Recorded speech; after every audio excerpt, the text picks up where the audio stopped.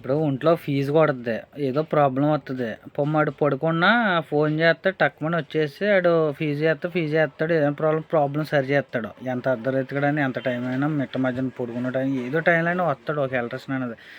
అంతేకాని ఎవడో రే ఏం చేస్తారంటే అండి, ఫీజు వేసినప్పుడు ఎవరినో ఆలోచించరు. అలాగే ఏదైనా ఇంట్లో ప్రాబ్లం వచ్చినప్పుడు ఎవరినో ఆలోచించరు. వాళ్ళు ఏ ప్రాబ్లం ఎవరినో ఆలోచించరు. ఏమన్నా ఫోన్ చేసి అలా సార్ ఇక్కడ పోయింది సార్ వచ్చా నాకు ఇక్కడ ఇది పోయింది అంటారు.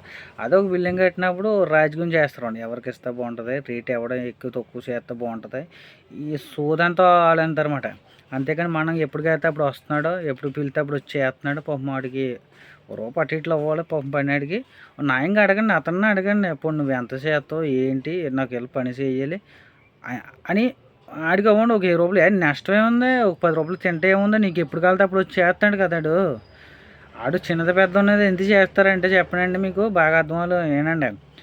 ఇప్పుడు ఇవాళ రూపాయి చేసినా 10 రూపాయలు చేసినా ఎందుకు చేస్తాడండి, రూపాయలు పెద్ద పని ఇస్తారని ఆశించతో చేస్తాడు, ఏదో పెద్ద పని కూడా ఇస్తారని.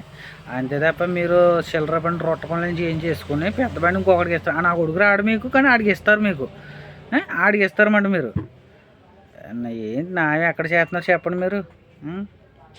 2 లక్షల బిల్డింగ్ ఆడుతున్నారు, ఎంతో వృధా వేస్ట్ అయిపోతుంది. ఎలక్ట్రిషియన్ ఆడి ఇంటికి కలర్ అప్పిందని ఆడిని ఏడిపిస్తాడు. ఎందుకు బాబు, నాకు జరిగింది కదా మండుతుంది, అందుకే మాట్లాడుతున్నాను. ఓకేనా, మీరు అలా చేయకండి, చాలా తప్పండి అది. ఓకేనా, ఏదో అతను మీరు డిస్కస్ చేసుకుని ఇచ్చుకోవాలి. నాకు జరిగింది కదా మాట్లాడుతున్నాను, రూపాయి ఇట్లా అతనికి ఇచ్చుకోవాలి మనం.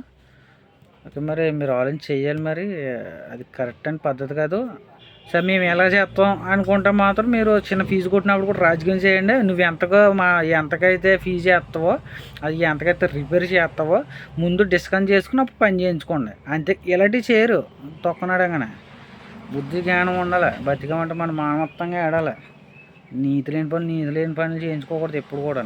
ఓకేనా, ఎవడేమనుకున్నా పర్లేదు, నేనైతే ఇలాగ మాట్లాడతాను, నాకు తప్పు అనిపించింది కూడా మాట్లాడుతాను.